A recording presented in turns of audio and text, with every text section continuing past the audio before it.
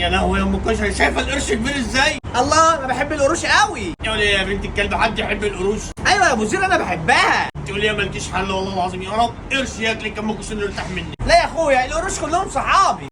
يلا يا اما، يلا يا اما عشان ننزل البحر. ماشي يا واد يا منيل، يلا يلا يا ابو زير. بقول لكم انتوا الاثنين انتوا مجانين ولا انتوا مش شايفين؟ انتوا مش شايفين عميتوا خلاص؟ في ايه يا ابويا مالك؟ يا دي ابن الحوله، بص كده قدامك.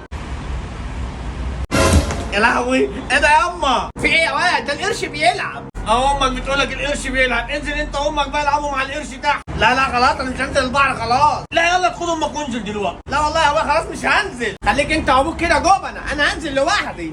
يلا غوري في داهيه، يا رب القرش ياكلها بنت الكلب الحوله دي ونخلص منها.